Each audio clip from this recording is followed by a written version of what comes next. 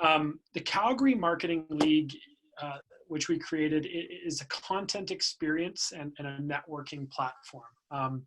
The mission originally was really to connect with marketers, both on the agency side and on the client side, as well as business leaders around Calgary. Chiyoko is our only BC Vancouverite on board right now, which is great. But really what the goal of the Calgary Marketing League is to discuss very timely and relevant marketing topics, and obviously get to know one another in this amazing city. Now, obviously, the Calgary Marketing League was created before our world got sort of tipped upside down. And as much as I would love to be with everyone in person and be able to shake your hand and give you a hug or share a glass of wine together, I think that we have opportunities still to connect virtually. And so my company, Hook and Ladder, is a digital marketing agency. We focus on lead generation and conversion funnels, as well as organic social media programs. We work on behalf of or in collaboration with a number of different clients across multiple industries. By using digital media and technology, we help our clients uncover their unique competitive advantages and then implement systems to ensure that their customers know exactly how to take advantage of those advantages. So we thought that the Calgary Marketing League would give us a great opportunity to have that sort of that content experience spin-off where we can just talk amongst each other as Calgarians, as marketers and business people about these topics without it being a company directly led event. So I'm going to have our panelists introduce themselves, but before I do that, I just want to dig into the topic that we're going to be going through tonight and why we chose it.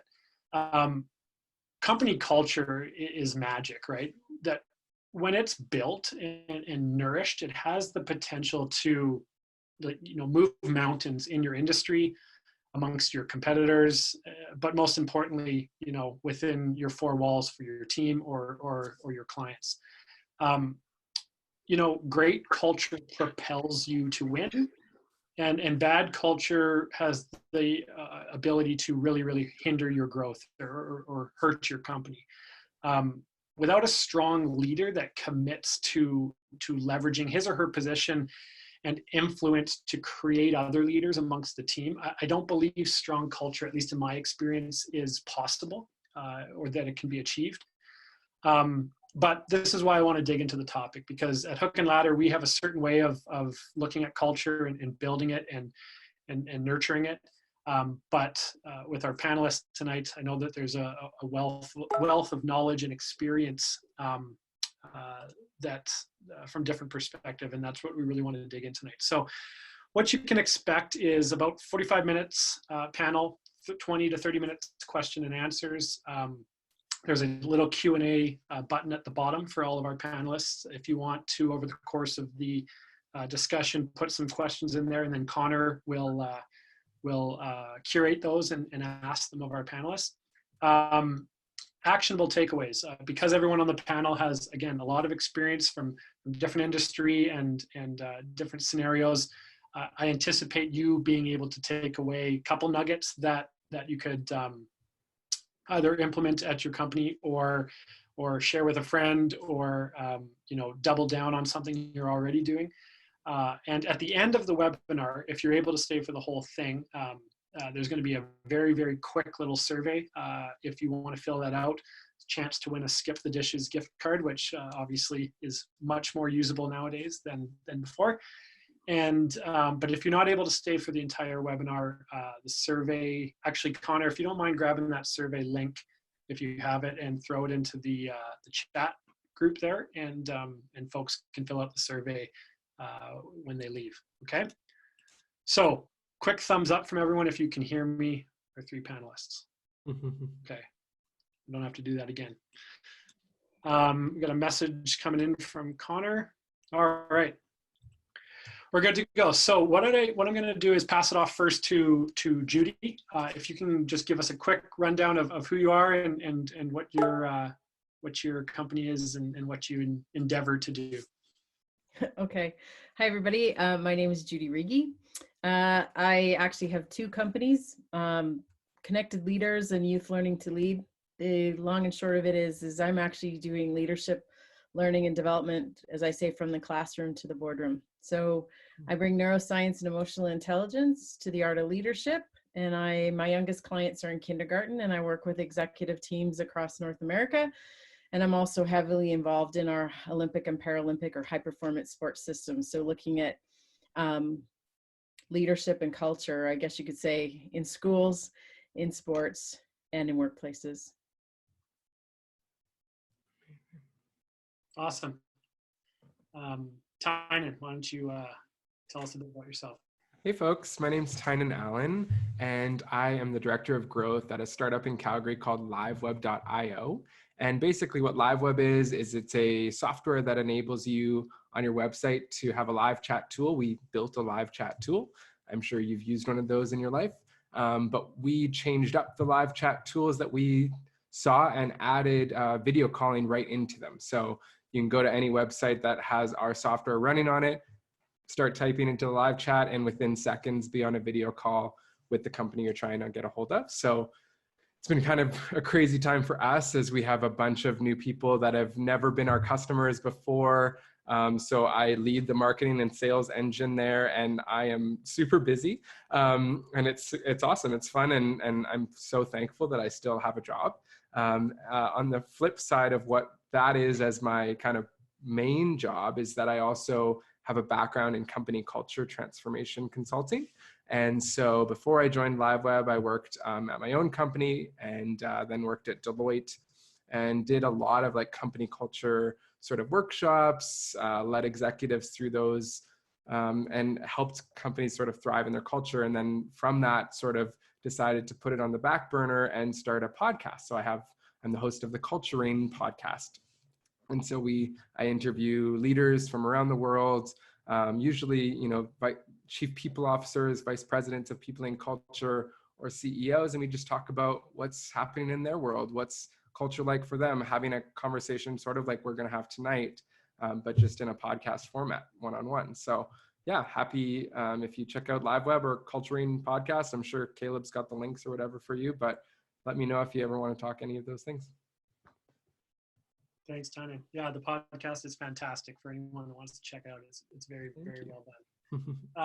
Chiyoko, why don't you introduce us to yourself? Yeah, good evening, everyone. So my name is Chiyoko Kakino. I'm the Vice President of Marketing for Century 21 Canada. So I'm sure many of you are very familiar with the Century 21 brand. We are a global brand in 83 countries.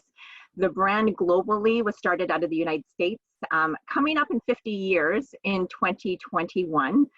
Here in Canada, we've been around for 44 years. So our founder, Gary Charlwood, pioneered the franchise real estate industry here in Canada. So we have been here for a very, very long time. We have 400 offices in 272 cities and 10,000 system members. In addition to Century 21 Canada, I'm also the Vice President of Marketing for Uniglobe Travel International, which is another company that our parent company owns. So Uniglobe Travel, of course, is travel management companies, and we are in 60 countries worldwide. So basically I have like two jobs and I am working from home, but I'm super busy too. Wow. Thank you guys. So before we get into the questions here, I have a very important poll question that I want everyone to vote on. And you should see it just pop up on your screen there, but if not. Easy. Okay, good, excellent. I'll leave that up for a few more. Wow, the votes are coming in hard. So everyone, cheers. I have a little whiskey tonight, and Tynan, I believe, has some wine. I think Judy was chugging some water there. Water bottle. Just water tonight. Excellent. Okay, let's get into the very first question here. The very first question, and we'll start with Judy, and then we will go over to Chiyoko, and then Tynan from there. There's going to be lots of different answers here, but what does company culture mean to you? It's a very vague question, it's a very broad question, but what does it mean to you based on your experience? Judy. So if I go back my early days before consulting, I was leading people and culture for a number of large organizations for the first number of years of my career. So the simple, and I'm a simplifier, to me, company culture is the way we do things around here, the way we speak. It's about kind of almost the way we dress, the rituals, the patterns, the routines and the traditions that make up the way we make, move, sell, create what we do. That's my simplified version of it. Awesome. So just to add to Judy's point, so I can simplify it too, and I echo a lot of what she said. It's kind of this feeling, and it's really like the actions and the behaviors and the values that employees of an organization have towards each other, the behaviors and actions that they have towards their customers, and also just overall the general organization. So that's simplifying it too. Yeah. And Judy literally uses the exact same verbiage that I use, the way we do things around here. So not too different of the answer, but the only thing I would add, and usually what I do add, is that I don't think that company culture exists without the context in a business. And I think it often happens where we talk about company culture from such an idealistic perspective that we get so far into the clouds and we forget that actually any company culture exists to, build the business, keep the business going, and make the business thrive. And that's something that I've always had to make the caveat of, because people don't listen to company culture. People have trained themselves to think, oh, I don't want to talk about company culture because it's too fluffy, it's too in the clouds. And then I'm like, but actually we're having this conversation because we want to see your businesses keep thriving. And that's the only way they will if you have that strong cohesive culture. So that's the caveat I add to culture, is the way we do things around here. So when it comes to leaders, okay, what role do company leaders, and I'm going to say company leaders because company leaders doesn't have to be the CEO and then that's it, right?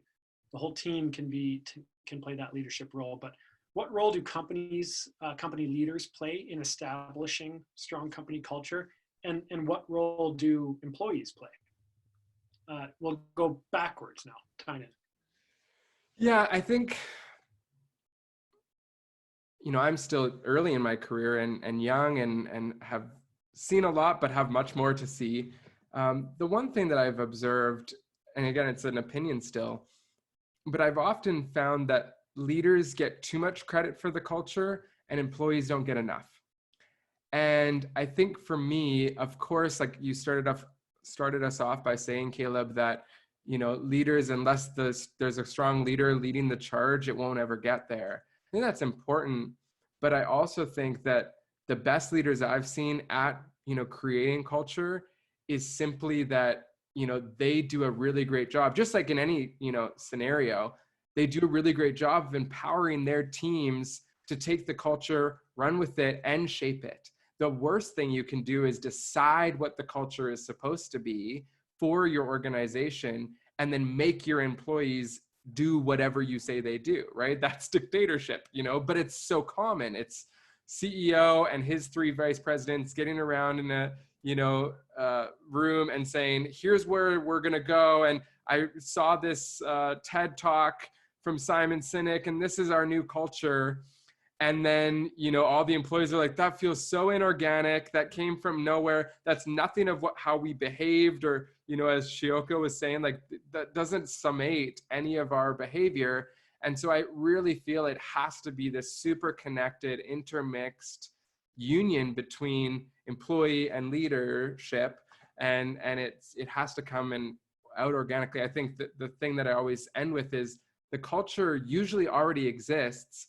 Sometimes it's just, you have to put a name to it, right? You just have to maybe give it words, give it some shape, but changing it is going to be so much harder than just sort of saying what's already working really well. And let's just formalize that. So if new people come on, we tell them, here's what works really well here, that kind of thing. So that's how I always kind of lean on that topic. Thanks, Tynan. Good. So to add to that, so just to give everyone a background, for most of my career, I've worked for companies that have been in the business a very long time. A lot of times I'm coming into organizations and people have been there for a long time. So it's interesting on the dynamics of culture. And I've really understood over my career what the impact employees make on culture and the impact leaders make on culture. And I think the impact that leaders make on culture is really kind of setting the stage and then living by that every single day. So we always talk about, kind of walking the talk. I think leaders really have to walk the talk, right? They really have to believe in it. And there has to be an aligned approach to that, because you can't have one leader of one department thinking a culture a certain way and another leader thinking the culture is a different way. So it's really important that they have alignment. And again, they're walking the talk.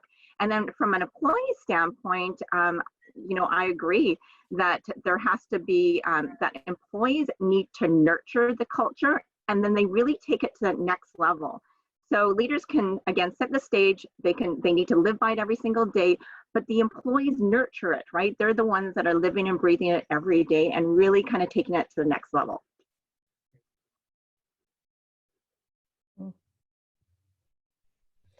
So I'm actually going to kind of almost take out this leader versus employee, because I'm going to sort of share a fundamental principle in the way I see the world. I believe leadership is a mindset. It's not a position. And so from that frame, when I think about the role we all play, I ask the question regularly with the people I work with is, are you a role model? Are you someone who says or does things that makes other people feel or look good?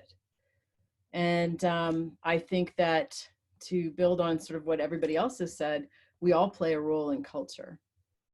And it's interesting for me, when I walk into client workplaces, I spend a lot of time observing. And quite often, I will hear the whole bit of it. These are our values. And I'm like, okay, cool. What does that look like? What does that sound like? In other words, when I'm walking the halls around here, what am I going to see? What am I going to hear? How am I going to feel? So if we model any of these values, or when we talk about our culture, I almost love to get the people I work with, or I spend time watching, as if I was a movie camera filming it. Do I feel what it is you say you are? Yeah. Do I see it? Can I articulate it back to you in such a way that you would be like, yeah, that is who we are? And I think that we set the tone depending on the role we have in the organization.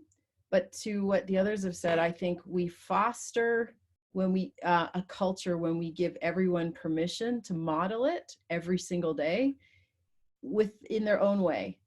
And I think the other piece for me around culture is when things don't land the way we are, rather than us, I've seen quite often where we go, that's not our culture, versus what if we got curious and really asked the questions, tell me more about why you're saying or doing that, or how you've interpreted our culture in that way.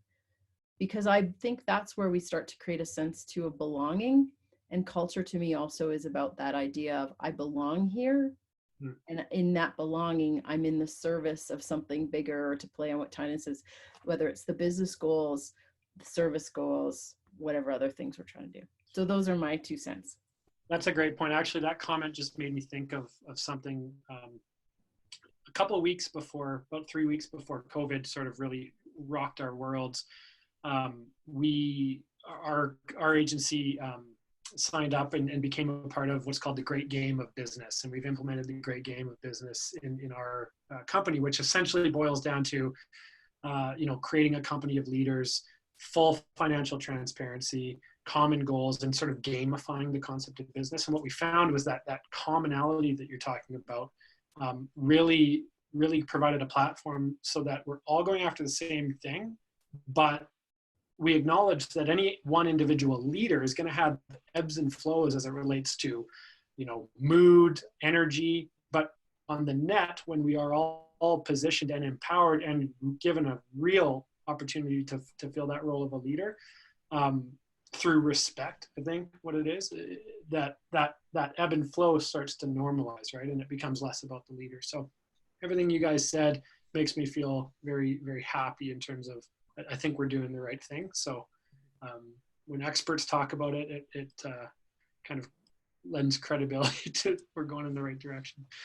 So the next question here is, and Chiyoko, we'll start with you this time, is what are the largest barriers to establishing and protecting a healthy company culture? What are the hurdles that companies or teams need to get over to find that sweet spot?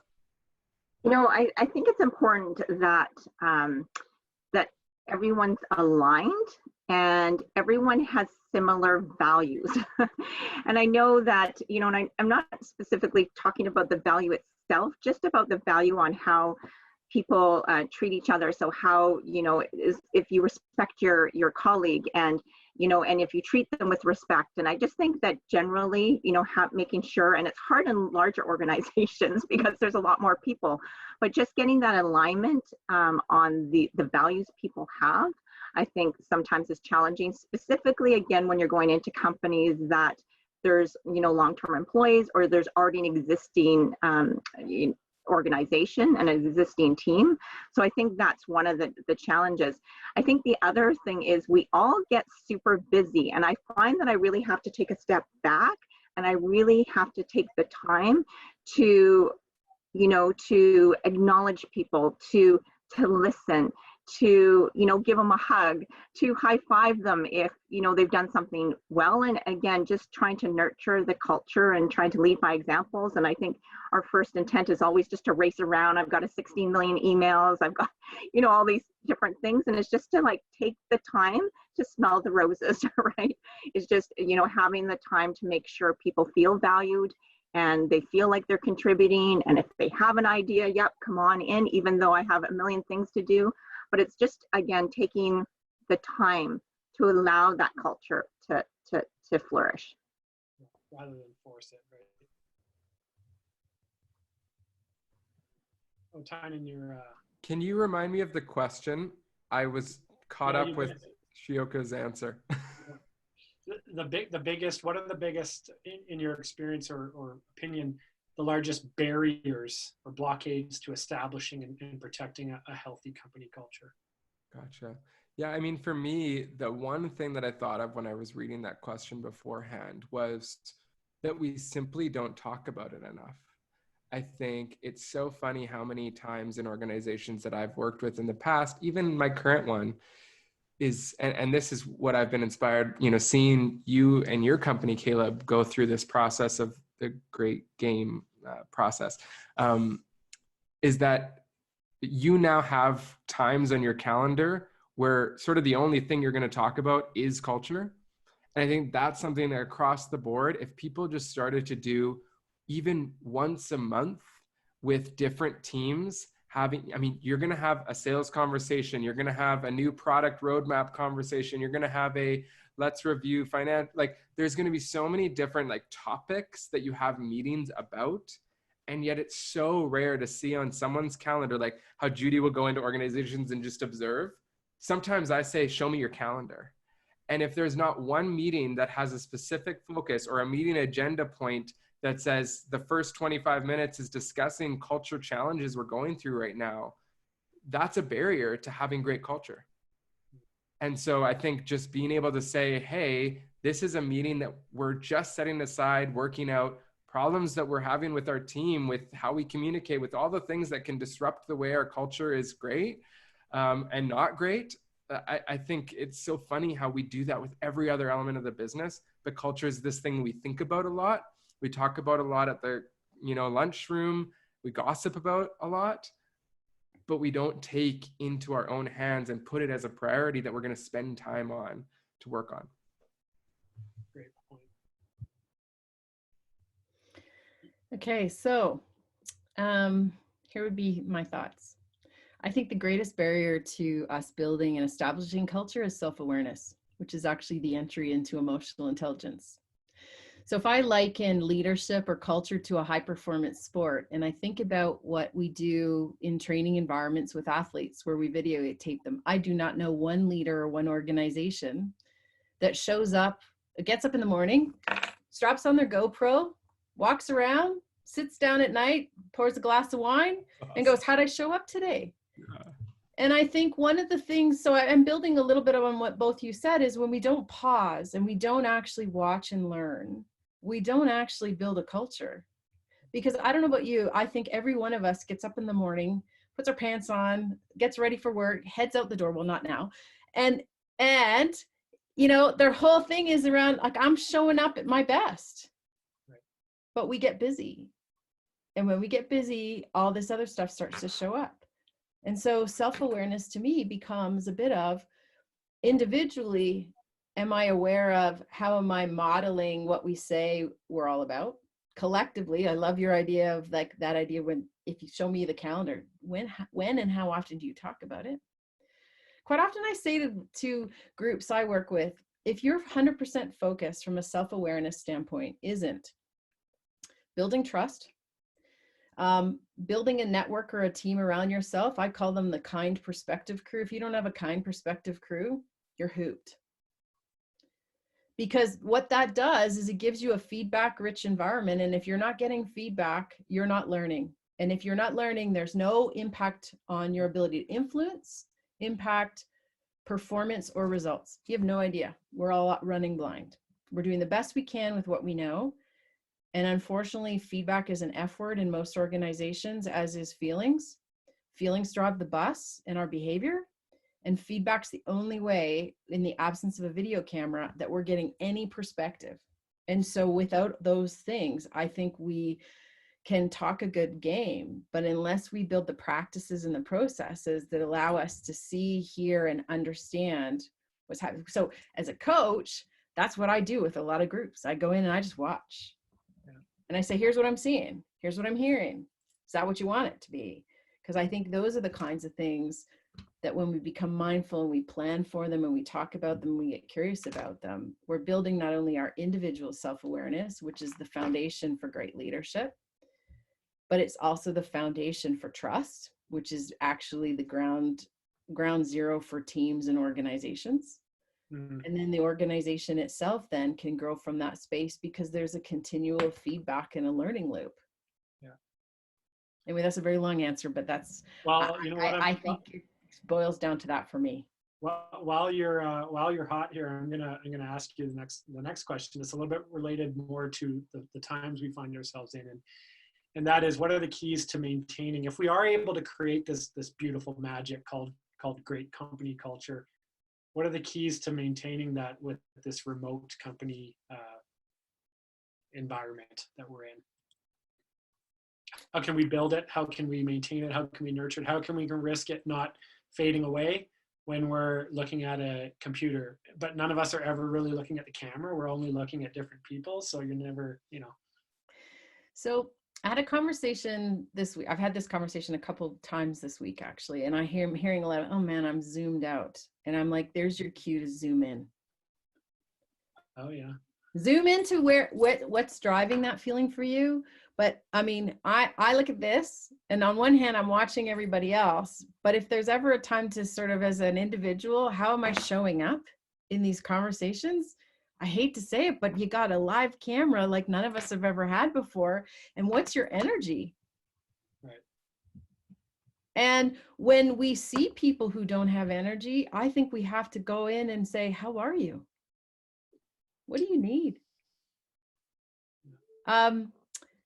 There is the greatest opportunity for us to build culture right now if we zoom in and actually allow ourselves to get curious around what are those things on the wall behind us all in these video calls?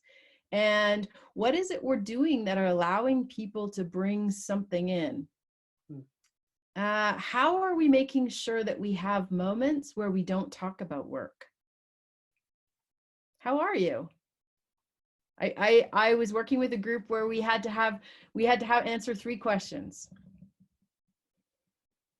Tell us a bright story, tell us a dark story, and tell us what's giving you hope right now. Man, oh man. Some people shared stuff about themselves and around what's happening around them. Other people just they were picking up from the news that was either giving them, making them laugh, making them cry. But I'll tell you, when you start to build practices in this environment that allows us to take the mask off and be human, because man, if there's ever a time, and my new favorite term from Brene Brown is FFT, F in first time. We are all FFTing our way through this pandemic. And so the gift of grace and patience and curiosity is the greatest thing that we could do around culture and connection and communication. Because one thing I'm also hearing is some organizations, everybody's got to show up, but the leaders don't have to turn their video on and everybody else does. Or, I mean, the list goes on. Yeah, I mean, one thing we did for sure is because we were all getting used to this at the beginning, right? And people were like in dark caves, and so we just said, guys, we need to make a concerted effort here to, you know, lighten yourselves up or do whatever it needs to do, like, because that's all we got, right? So, I mean, you can play with this stuff. Yeah. Like if there was ever a time we need a sense of play, it's now. And just like, I've got this thing with 4-letter words, and then I'll shut up, I promise. But play for me right now stands for pudding, and the L stands for laughter, learning, and love around yourself. And if you don't have playlists right now for what you're doing at work and what you're doing outside of work, then what you're doing is you're being driven by the dark side of fear and worry and stress. So there has to be play. And if there was ever a time for us to use this technology in a different way and really ask ourselves, how can we get to know each other and how can we help each other navigate this FFT like never before? Now for me is the make or break moment for leaders to truly, if they want, build trust, build a network, and build a feedback-rich environment like they've never had before. I'm sorry I talked so much. That's great, Chiyoko. What do you think? That's awesome, Judy. Sorry, I was just listening to Judy too. Judy, I have a whole bunch of 80s playlists. Does that count? or does this constitute playing? We've been with different types of backgrounds, and I don't know if we have any Tiger King fans in the. Anyway. Go ahead, Chiyoko. So I think we were talking about how to keep the culture going even though you're working remotely. And for those of you that might have, you know, small business or have you done contract work, I actually have never worked from home in my whole career. So this is a little bit shocking for me, and it's a little bit pushing myself outside the comfort zone. So at the end of the day, I'm just trying to be true to who I am. And one of the lucky things I think we have going for us at Century 21 is that because we have 10,000 agents across the country, because we do webinars, we do meetings with owners, we have different head office staff that are located different places throughout the country. We were very used to Zoom. We are very used to being on camera. We're very used to trying to, you know, convey the emotion. So that was a lucky part, but I do think that, you know, working remotely and trying to maintain that culture, I think there's a couple things. Number one is leveraging technology. So using Zoom and trying to be on camera as much as possible so people can see, you know, your body language and your tone of voice and everything clearly. But I also have, you know, I have my teams on WhatsApp. So we created a WhatsApp group. Of course, we're available through Skype, we're available through email. So just making sure that everybody knows we're in this together and we're supporting each other and we have open communication and anyone can feel as comfortable as possible talking to any one of us. So I think that's critical, making sure that you open up the channels of communication even more than ever before. And then again, I think just taking that time, you know, I think Judy said, like, it's small talk, right? It's not, I don't jump on a Zoom meeting with, you know, a department or with my department and get right into it, even though that's what I feel like, because I'm doing 11 Zoom meetings a day, you know, but I take the time to ask them how they're doing. I might say something that's funny. I might play some Pointer Sisters to start it off. Anything that keeps the personality going, because it does tend to get a little bit impersonal, especially when people are muting themselves and, you know, they're trying to be respectful for other people talking, but just making sure that you continue to kind of have fun. And then the last way, I think it's just having, you know, setting those times aside to do something that's not work. So at the office, we've been having Friday, we call it Fridays at 4. So at 4 every Friday, we've been having Zoom meetings, but everyone grabs a drink. We put 3 Zoom meeting rooms, and last week I hosted the charades room. So we did it based on movies, and we're just having, you know, just a fun conversation. We're just like laughing at each other and just trying to, you know, decrease our level of anxiety through kind of laughter, right? So I think it's just putting time aside to do that as well. I love that. In the spirit of play, I came up with a little saying that is helping me. And literally, it's like I have to say this to myself. But it's send the note, stay afloat. And I sort of have this prediction that at the end of COVID, when everyone's allowed to leave their homes again and give each other hugs, the businesses that are still afloat, that are still in business, that are still thriving, you know, it didn't hit them as hard, is they were the ones that they sent the note when it was uncomfortable. They when the thought came to their head to say like, I have a question, and they know that if they had a colleague sitting beside them like normal, they would have gone to ask it. They actually still asked it. And what I keep hearing across the board in articles and things I'm trying to read is that people are like, there are so many things that I feel like I've never had to make so many decisions on my own.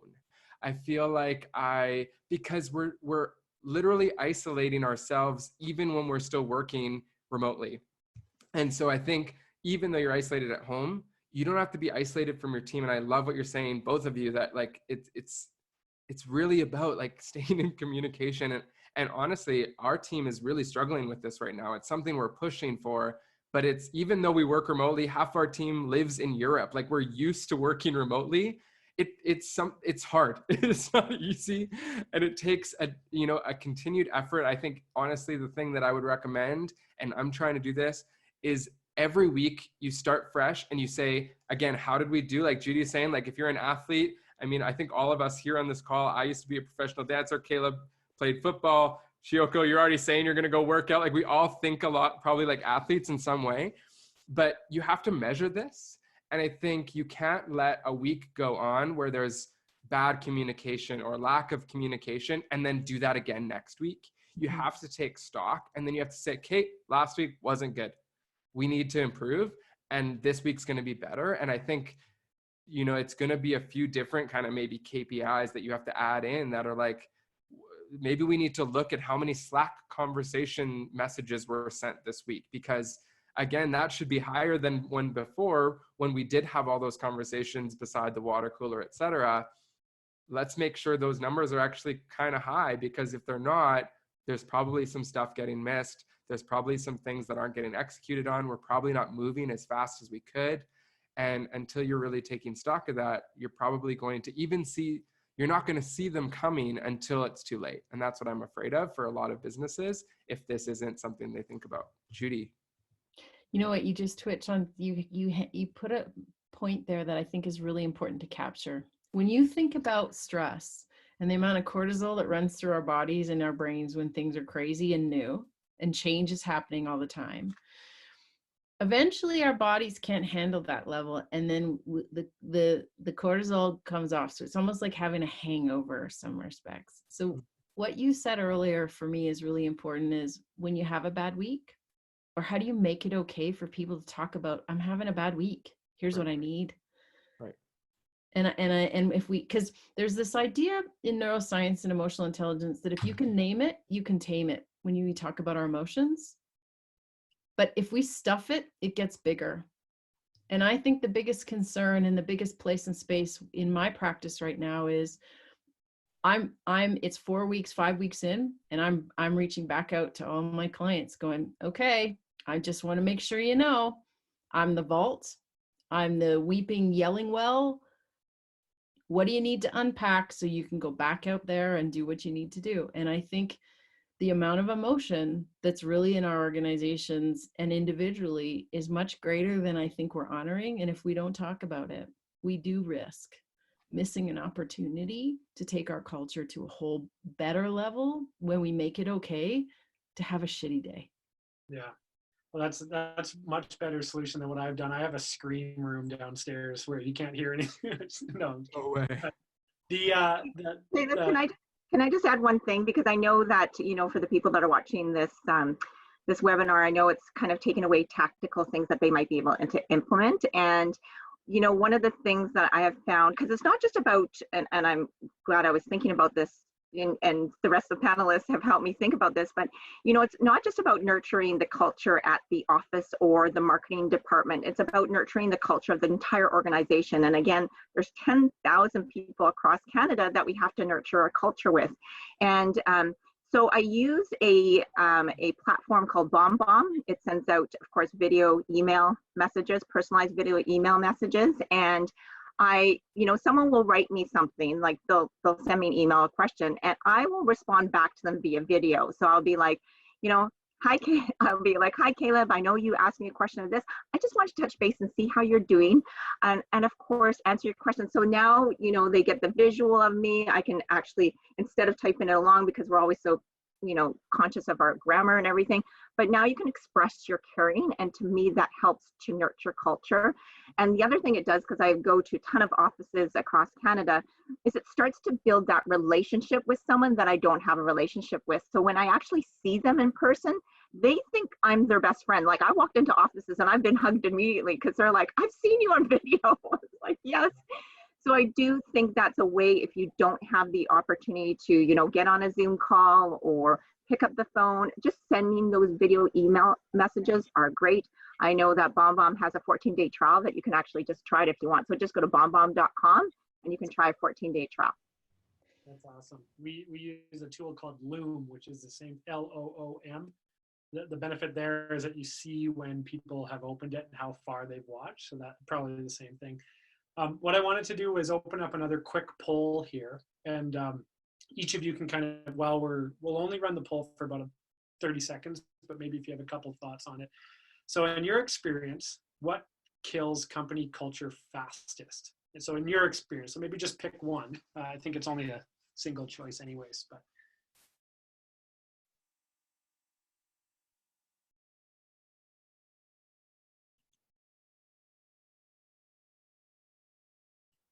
And I know oftentimes it's a combination of many things, and but toxic staff members or managers is number one by a long shot. Remote working, 0%. Limited autonomy, 0%. Unclear vision, 3%, and poor leadership, 3%. So toxic staff members and managers, and that really does go to. I'll end the poll here, but that's what goes. To a point that was made earlier, right? Where this thing called culture and the magic that is, it's not created by any one person, but it can be destroyed by a lot of different people as well. So I think that's, stop sharing. How do I stop share?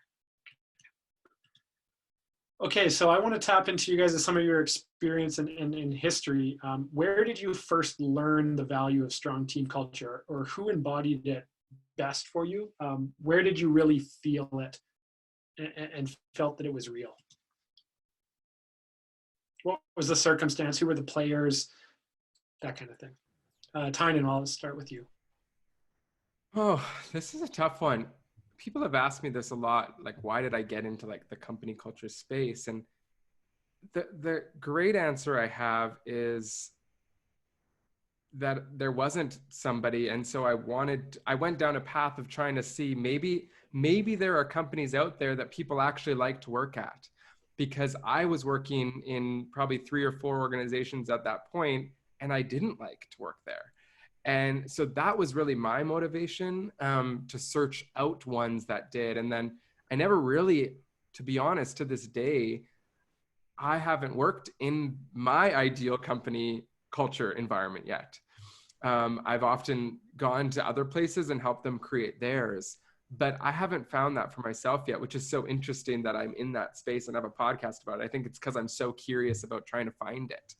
And I mean, definitely what I know is that there isn't an ideal, there isn't the right way to do culture or the wrong way. But I mean, also I have a big background in the church, and often saw that was a place where I saw people thrive. I saw people empowered. I saw people given, their skills, the wings to fly. And there was a lot less sort of this, I mean, there's problems in the church, don't get me wrong, but there was sort of this like, oh, could that just be duplicated in the workplace? Because I see there's so much greatness there, and people feel hope. They come and receive, great things, and they do great things for the world. that's what businesses should be doing too. And yet the culture was so much more cohesive there than in business. So I think that was what motivated me, and probably the first place where I saw the light, kind of connect with great culture and, something that made me feel like it was great was in the church probably first. Judy. Oh, no, I'm good. So I have something framed on my wall, and it is the decertification vote of a group of employees from Thunder Bay, Ontario, from a period of time in my career when I worked with Frito-Lay Canada. And there was a group of folks that certified to unionize. And the union's game plan was to take the entire West, started in Thunder Bay, and then they were moving right across the West. And my territory was Thunder Bay to Victoria. So I ended up negotiating with help, obviously, from some folks in the US, the first contract in Thunder Bay, and was on and playing an awful lot in every warehouse, plant situation, walking the floor and listening. What it was working well, what wasn't, because I was hell-bent on making sure that this one contract negotiation we were doing was the example of how we never wanted to become. And so we negotiated the contract, and 2 years later, it was unheard of in a lot of places, 2 years to get an employee group to decertify and to decide that they were much better off having a relationship directly with their employer versus a third party. I'm not anti-union. I think there's a time and place for them, but in the context of the business that I was a part of and the relationships that I built, the abuse and the culture that existed that created the environment for them to bring in a third party, we deserved it. We being, I didn't own it. I wasn't part of the organization then. I was still fairly new, but we earned it.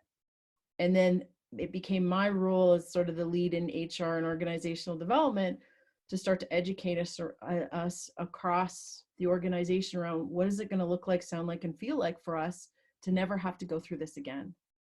And so I say, the day the vote came in, I have the certificate. It was framed for me, and it hangs on the wall in my office to this day as a reminder of why relationships and connection matter. At home, at school, at work, because when we all feel like we belong and that what we do matters to somebody, then we're able to talk about what are the problems that need plans and what are the opportunities that are going to get us better results. But when we forget all of that, that's when we start to create space or gaps in our ability to perform and deliver to the customers and or to the people that we decided when we started this business, whatever business we're in, mattered most. Mm-hmm. So that's my story, and it was a big deal for me personally. It was huge learning. Yeah. What about you, Chiyoko? Oh yes. So I've had the luxury of working for a number of companies that had just great cultures. So it's hard to choose one, because it's, the first time I'd have to go back, and I worked for a company called White Spot Restaurants, and they were based out of BC, a company that was started in 1928 in British Columbia. So I joined them, but it was a company, it was a family-run owned business. They've been around for a long time. So that was my first taste of culture, but I was also young in my career. I think what stands out the most for me as a strong, amazing culture is the Century 21 culture. I always say when I'm out there and I'm presenting and stuff, like gold runs through my veins. I feel it so deep inside of me, and I feel so connected, and I feel so supported, and I feel like, everyone is supportive of each other. And I know the real estate industry, I think people sometimes have perceptions of the real estate industry and real estate agents about them being, kind of out for themselves, and not at Century 21. Like, everyone's super collaborative. They support each other. Brokers will support other brokers. Agents will support each other. It is truly, it's just so bizarre that it hits me so deep in the heart. And I think that's what true culture is, right? It's just when when it almost takes over your body, and I would do anything for the company. I would do anything for an agent or for a broker. So I think that it's not the first time I've experienced amazing culture, but I think it's the one that has most resonated with me so deeply. That's awesome. What I'm going to do before I ask my last question here is, Connor, if you can start collecting any questions people have, or if you guys want attendees to click on the little Q&A button at the bottom if you have a question that you want to ask. And I will ask my last question here. And that is, what are some, and maybe just because of time, maybe we'll keep each to like 30 seconds. What are some signs that company culture is starting to erode or become toxic? How can you notice that before it becomes a big thing, and how do you fix it? How do you get in its way of spreading? Chiyoko. So first thing, there's clear signs to me. So number one is people being disengaged, people losing their passion, and really kind of people not wanting to go over and above the call of duty. Because I find when you have a strong culture, people, again, when I said I would do anything. So when people just don't take that extra effort and they don't want to be accountable, like they're not taking ownership of things, that's when I think that those are kind of signs that you need to do a little bit of a gut check and kind of do a little bit more probing to see what's going on. That's awesome. Does that answer your question? Very much. Tynan. Yeah, for me, it boils down to frustration. And I think Judy, would be the person to go to really understand your own self, right? That emotional intelligence bit. But if you can sense your frustration and then also sense that of those around you, that's a really great starting place to know, okay, when there's heightened frustration, even a little bit of frustration, that's such a good place to know, okay, why is that there?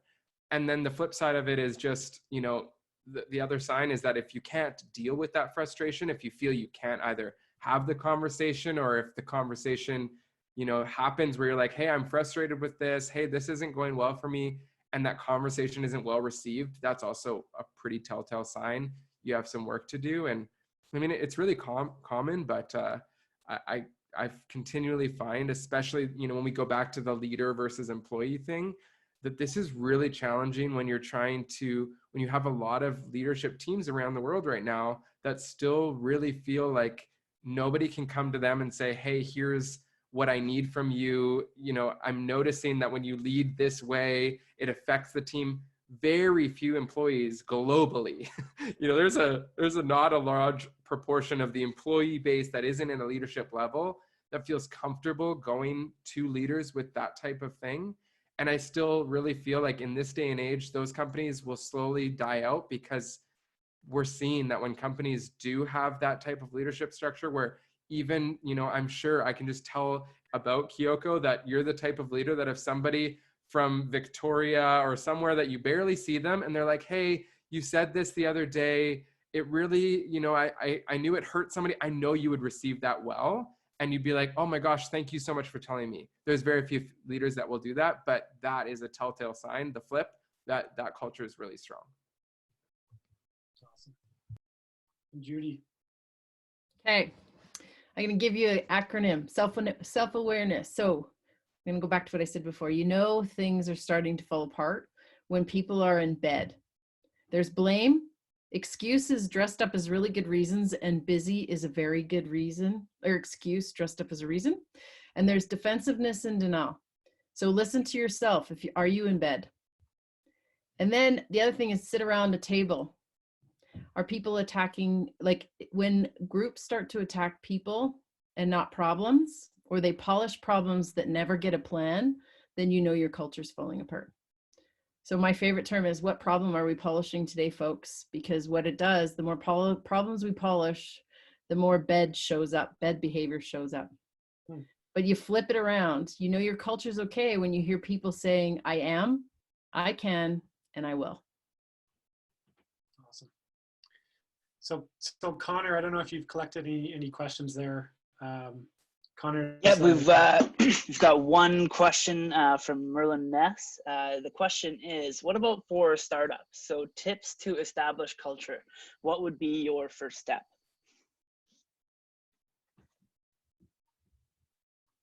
Was that directed to anyone or just open to the floor? I think that was open to the And crowd. Was that startups, did they ask? Sorry? Yeah, for startups or businesses that are just starting up.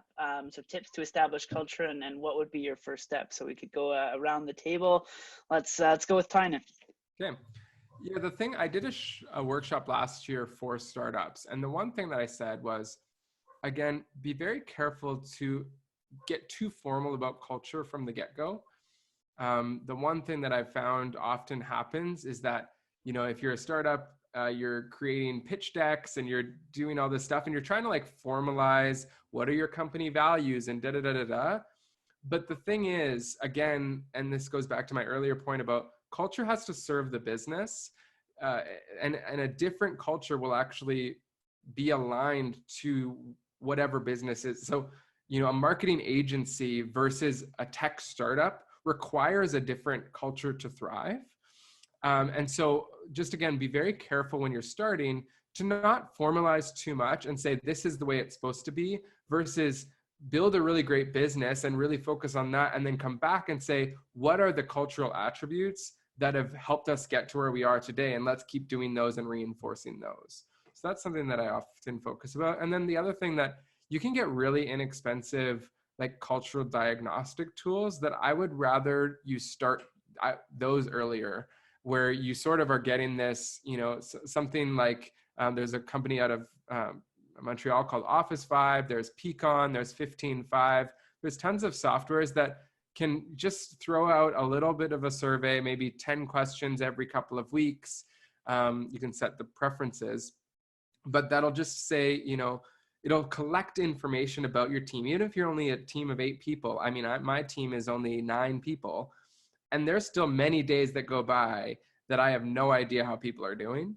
I have no idea how people are reacting to things. And so this kind of allows you to say, in an evidence-based way, how's our cultural pulse kind of doing? You don't want to rely on it too heavily, but it is kind of a nice way to measure it along the way. And you can start that earlier, because then you get into the habit when you do grow and you really can't just look around the office and say, hey, are we all good? Then you already have that in place. So I have 2 thoughts. Startups. First, when you think about what you're doing, I'd start with the end in mind and say, what do I want people to say about our company? How do I want them to feel about us? And what do I want them to think? And if you can get really clear about what that is in one simple sentence for each one of those things, then when you start to hear that feedback from those meetings that you're having as you pitch and as you build and grow, then you've got an alignment between what you say and what you're doing. That would be my first thought.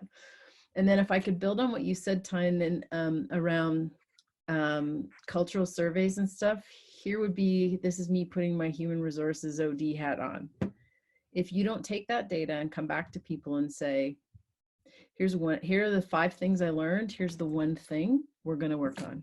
Thank you for saying that. Huge. So right. good. And so, I mean, my own team for years, every quarter, they knew I was coming at them with 3 questions. What's one thing I need to start doing? What's one thing I need to stop doing? What's one thing I need to continue doing? And I might get different answers from the whole group that I led, but I'd come back to them after I'd had those conversations. And I didn't actually do paper surveys. I did face-to-face. I mean, depending on the size. But when you're small, if you have those conversations regularly and then you're able to summarize it and say, here's what I learned. And here's the one thing in the next 3 months I'm going to work on. And if you do one thing at a time and you think about this as the 100-mile march, right? Once you do one, if you try and just do one thing until it becomes a habit and you're really good at it, then you can move to the next thing. And then it becomes the way you do things around here. But I think the greatest risk sometimes is we go and collect a whole bunch of data and then we severely disappoint people because we got too much. We're trying to grow the business, collect payment from our client, add staff to the team, test different whatever we're doing, and we're trying to build a culture. And all I would say is one small thing at a time. And as long as everybody feels and thinks that they're being treated with respect, I think you're doing okay. Caleb, do you want me to answer, Caleb, or do you want to go on to the next question so we don't miss out on the questions? Sure, yeah, let's get another question here, Connor, if we have one there. Yeah, definitely. So, Choco, like, how would you change culture, and how would you handle leaders that don't walk the talk? This is a question from Danny. All right. So how, if someone wants to know how do I change culture, I would say the first thing, don't give up. Because I think that, you know, and again, we talked about walking the talk, and I think that you can't control people around you. All you can control is yourself. And so I think you have to decide the type of culture that you want to create, no matter what, as Judy says, no matter what level you're at. You can be, you know, a junior person right in, and just start to emulate the culture and really practice the culture that you want to have out there. And a lot of times, depending on, you know, personalities and stuff like that, some of it can be contagious, you know, and people start to see, you know, how you act and what you say and the respect that you give each other.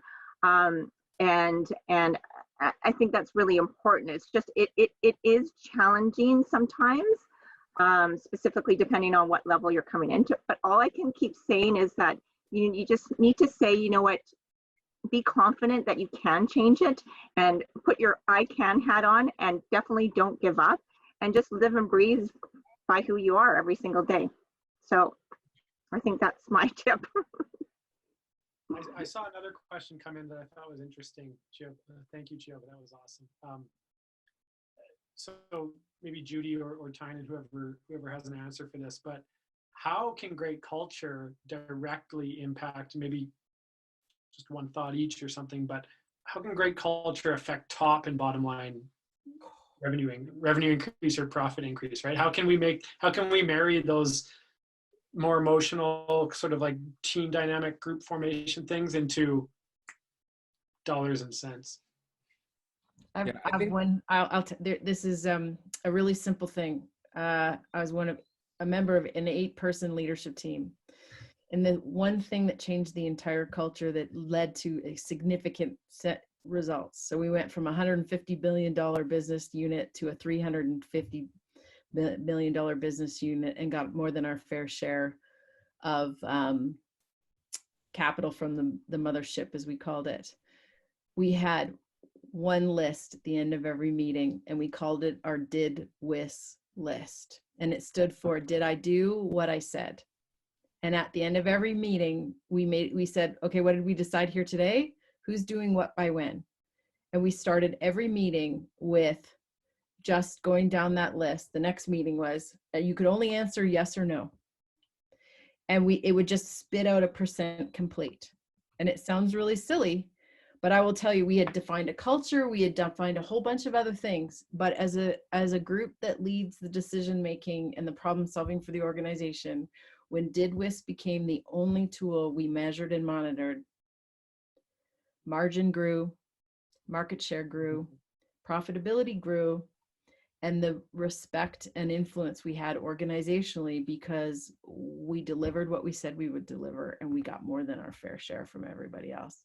And try as I may, there's only been 2 clients in 15 years who've actually committed to actually making that a muscle that they were prepared to build, and had similar results. It sounds so silly, but when you commit to something really simple and repeat it over and over, you are hardwiring in a mindset, a culture, and a set of habits and behaviors that really help you focus your business on what matters most, who matters most, and you all know why. Yeah. Mm-hmm. That's one thing I just wanted to chime in, Judy, is that when you know, as we've embarked on building and nurturing culture, it's been amazing to see that when wins start showing up on the traditional business scoreboard, then it's like, oh my goodness, right? Like everyone feels it, that not only does this fill my cup, not only does this make me feel, you know, awesome about being part of this team, it's translating into what the world recognizes as success, right? In terms of business. And then for them and for all of us, it's like, this is something I need to be a part of, right? This is because it's touching all of the bases in terms of indicators of success. I mean, if you think about it, the best and most successful people did the hardest work in the dark when nobody saw it. Mm-hmm. Right? And so a lot of the stuff that makes us great or builds a culture is boring, repetitive, and we want to move on to sexy, exciting, fun things, and we can. But if we haven't done the hardwiring part where it becomes habitual and part of who we are and how we are, we're chasing money, we're chasing sales, we're chasing the bottom line. Mm-hmm. Tynan, do you have any thoughts on that? And then we'll go to the next. All I would add is simply that, the question you always have to be asking yourself is, I think, the opposite of what you asked, right? Instead of saying, what is the impact on bottom line? It's saying, if we don't focus on culture, like, we need to be worried, right? Like, I think it's yeah, so always that funny. Nicely corrected. Thank you. Right? Like, if you're trying to build a business today, again, this is different than 10 years ago, 15, 20 years ago, right? But now you want the top talent, you want, people to stick around. They have so many options of people that already are talking this talk and walking this walk. They will leave and they will not perform. And they will, when they're working from home, they will watch Netflix for 5 hours in the afternoon and you won't know about it until it's too late and your business is sunk. Like, those are the things that, like, you can't, that volitional effort. I love Chiyoko talking about that. Like, that's a real thing right now. And again, I am never a proponent of somebody micromanaging and feeling like they need to, monitor that their staff are working by being in the office. And that's crazy. But also, there are still a good proportion of people in the workforce that if they don't have somebody watching over their shoulder, they've been so trained to only be able to work by that motivation, they don't know what they're doing with themselves right now. They can't self-discipline enough while being at home and having no one watch them. So if you're not focusing on this, especially right now, then I don't think you have to worry about sales or revenue or ROI, because it's not going to come. It's that whole did whist, right? Did I do what I said? Who's doing what by when? And did we do it? Yeah. Time for one more question, if there is one, Connor. Yeah, there's actually, if we could just get one clarification from Judy. Christian Hiscock is wondering, what are those 3 questions that you asked? So I think it's, are you in bed? What problems are we polishing today? Oh, was it that, or was it the 3 questions around culture, like getting feedback? What you ask your what I asked my team. Okay, yeah. What's one thing I need to start doing? What's one thing I need to stop doing? And what's one thing I need to continue doing? And so you can ask that company-wide, you can ask that peer-to-peer. Like, you could do that in a team, peer-to-peer. You could pass it around, or as the leader of a team, you ask those same 3 questions, and when you make it a habit every 3 months, you're going to start to see not only are you learning, but so is everybody else, and you're building self-awareness and humility and trust. And another Judaism was, oh, that's funny, Judaism. Oh, you're not the first who said that, Tynan. You're not the first. That's so funny.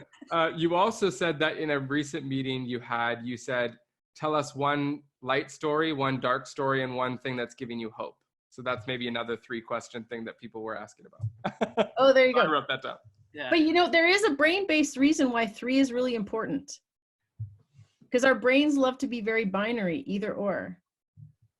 And so if we always give ourselves what else is possible and give ourselves at least 3 alternatives when we're struggling, we're pushing ourselves through our limited way of seeing the world and our perspective. And we're actually inviting ourselves to see what else is possible. So my challenge always to a group is, okay, here's either and here's or.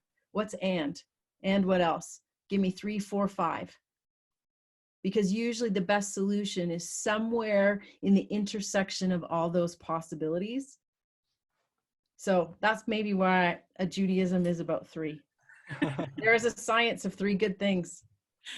Awesome. We have one interesting question here from Josephine. So the question is, I joined my current organization as the CEO 5 weeks ago, the day WHO declared COVID as a pandemic. My team has been working from home since day 4, and we haven't been able to get to know each other the conventional way. What may be one thing that I can start doing to build culture? So I think that can be an open up to the whole team. I think that that's a question that deserves the 3 perspective. So and again, I don't know how big this organization is that she's joined, but just putting myself, if I came into a CEO position of an organization just at the time where everybody's shutting down and we're all having to work from home, again, if I had a big population base, so the organization was quite big, I would probably be sending out daily video emails. So again, I'm a big supporter of video. So I would just be like, hi everyone, it's Monday, just want to give you an update of what's going on, just want to make sure everything feels supported. I just would make sure that they knew how to communicate with me. So I would just start, and I would do this every single day. And then the more video that I do, the more people get to know me, my mannerisms, the way I talk, my expressions. I might say something like, this is, something that happened to me was funny, or I saw something on social media. So I definitely would do that. And then the other thing is I would probably just start to have one-on-one Zoom meetings, or even pick up the telephone and start calling people and just getting to know people, right? Making sure that they, again, feel supported. They feel like, they get to ask me questions. But I would definitely, again, depending on how big this organization is, I would probably use a combination of things. Yeah, the one thing that comes to mind for me is ensuring that people know, and actually almost like forcing people to give each other permission to have conversations. So again, the one thing that often happens in organizations is you'll have a leader say, oh, my team can talk to me anytime. But then you go and ask their team and you'll be like, do you think that your leader, believes they can ask you anything? And they'll be like, no way. And so it's actually going to, especially if you are like a decently sized team and you have other leaders, I think it's starting to encourage those leaders to go to their teams, especially right now, and explicitly say all the things that they can do right now. You can come to me with problems. You can come to me if you need a break. You can come to me, and explicitly have all of their leaders say to their specific teams those things, so that there's not anything on the table that's sort of like assumed, we think that we can do this, but we don't really know. That's really important. And then the other thing is, be okay to be transparent. I heard something from a very well-known leader and pastor. He said, people can handle the truth way more than they can handle no truth. And so, and maybe another way to say that is, people can handle information more than they can handle like an absence of information. So if you know that jobs are going to be cut soon, say that earlier than later. If you know that things aren't looking good and you're starting to plan, and there's some, maybe give 3 options. Say, our leadership team right now is discussing that we might have to, cut salaries or let people go. Like, start having that as an open dialogue, especially because you're so new. You don't want to set yourself up with the reputation of, this person does stuff in the dungeon and shadows and doesn't involve us as a company. That's not the reputation I feel like you want to create, especially if you're somebody that's already asking this question. You are not that type of leader. So like, kudos to you for stepping in. Way to go. And send me an email. I'd love to chat more with you, because this is going to be a crazy process that I'm sure you can use all the support you can on. Caleb, can I just add to one thing? He made me think of something, is that the last week I heard the saying that visibility beats ability. And, during these times where it is so uncertain, and sometimes you don't know what to say, as Tynan said, it's better to be visible and to say something, and for it to come from your heart and a good place, than to stick your head in the sand and pretend this is not happening. So I think it just lends itself to that, is, just making sure you're visible, and again, you're there for people, right? I think that's the key thing. My only thought, Josephine, would be, if you haven't already, give yourself permission to create the 100-day learning plan for yourself and become the queen of the best questions. and figure out who sits around the table with you right now, who already has a very good pulse on and a high level of trust with your organization, and give them permission to actually lead you in the next little while to help you learn the business. One of my favorite all-time leadership books in the space of onboarding, and there's two. One is Rookie Smarts by Liz Wiseman, and the other one is The First 90 Days. And it's really about how do you give yourself permission to be the king or queen of the best questions and go into this less from a place of knowing and more from a place of curiosity. And use this time also to let people ask you questions about who you are, what you believe, and where you can share that. I love the ideas of video pieces, do that. But I think more importantly, the people you work the closest with, I love the idea too of how do you get to know them? What's their story personally and professionally? And what is it that they're looking for from you as the new CEO? So you start to paint a picture of what the expectations are. And then from that, you can create agreement. Because I can tell you this, expectations with no agreements is a recipe for frustration. And as a new leader in a new organization, without that commitment and those agreements, it doesn't matter what you do. If you don't give yourself permission to learn and know what people want or need right now and how you can help and bring the experience and talents that obviously got you the job to the fore, you may not find this like, how do you use this environment as a time to learn more and speak less? That's I would amazing. add one more thing, Josephine. Don't go down the rabbit hole of trying to research this, because you could read forever. You could read 25 blog posts from Forbes magazine and da. And honestly, that's probably where my first defense often is like, let's just go read about this.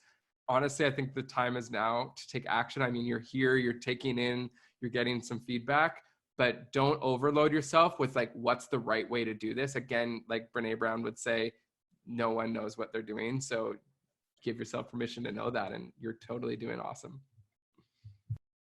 I know there's probably more questions, and what we're going to do is tomorrow I'm going to put this recording, I'm going to post it onto LinkedIn, onto my LinkedIn profile, which I know a number of you have come to this recording or to this webinar through.